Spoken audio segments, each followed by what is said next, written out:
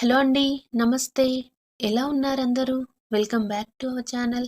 కొత్తగా ఎవరైనా మన ఛానల్‌ని చూస్తున్నట్లయితే వీడియో స్కిప్ చేయకుండా చివరి వరకు చూడండి. వీడియో నచ్చితే లైక్ చేయండి, షేర్ చేయండి, సబ్స్క్రైబ్ చేయండి. మరిన్ని వీడియోస్ నోటిఫికేషన్స్ కోసం బెల్ ఐకాన్ యాక్టివేట్ చేయటం మాత్రం మర్చిపోకండి. చొల్లంగి అమావాస్య. పుష్యమాసంలో చివరి రోజున వచ్చే అమావాస్యనే చొల్లంగి అమావాస్య అంటారు. దీనినే మౌని అమావాస్య అని కూడా అంటారు.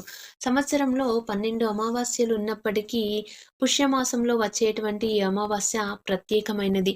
అత్యంత శక్తివంతమైనది కూడా. అయితే 2024 సంవత్సరంలో చొల్లంగి అమావాస్య ఏ నెల ఏ తేదీన వచ్చింది? అలాగే అత్యంత శక్తివంతమైనటువంటి ఈ అమావాస్య రోజున మనం ఆచరించవలసినటువంటి నియమాలేమిటి? చేయవలసిన పనులేమిటి? మొదలైనటువంటి విషయాలను గురించి ఈ వీడియోలో తెలుసుకుందాం.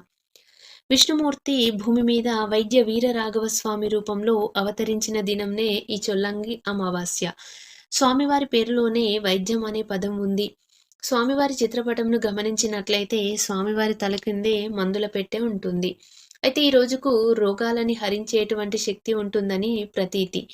ఈ రోజున విష్ణుమూర్తిని వైద్య వీరరాఘవ స్వామి రూపంలో ఆరాధిస్తే అనారోగ్య సమస్యలు, దీర్ఘకాలిక వ్యాధులు హరించుకుపోతాయని ప్రతీతి. ఈ రోజున దీర్ఘకాలికంగా అనారోగ్య సమస్యలతో బాధపడేటువంటి వారు స్వామివారి పూజలో ఒక ప్రత్యేకమైన పిండి దీపం వెలిగించాలి. అదే రకంగా వెండితో చేసినటువంటి కడియంను స్వామివారి పూజలో పెట్టి పూజించాలి. ఆ తర్వాత అనారోగ్య సమస్యతో బాధపడుతున్నటువంటి ఆ వ్యక్తికి ఈ కడియంను ధరింపజేయాల్సి ఉంటుంది. వైద్య వీర రాఘవ స్వామివారి క్షేత్రం తమిళనాడులోని తిరువల్లూరులో ఉంది.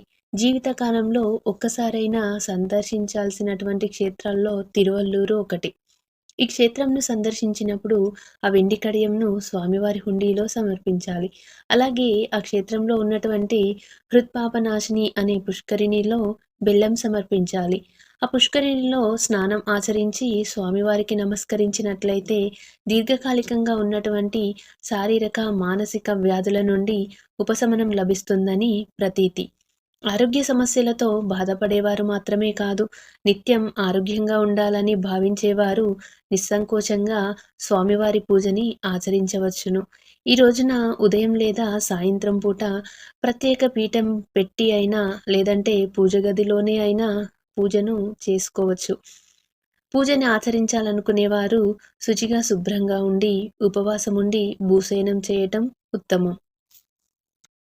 2024 సంవత్సరంలో చొల్లంగి అమావాస్య ఫిబ్రవరి నెల 9వ తారీఖు శుక్రవారం రోజున వచ్చింది. వీడియో నచ్చినట్లయితే లైక్ చేయండి, ఛానల్ని సబ్స్క్రైబ్ చేయండి. Thank you for watching.